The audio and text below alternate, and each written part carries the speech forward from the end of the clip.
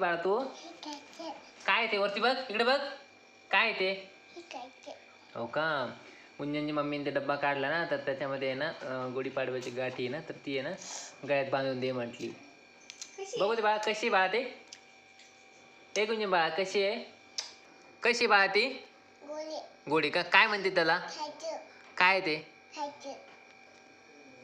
काय ते गुंजन बाळा गाठी का.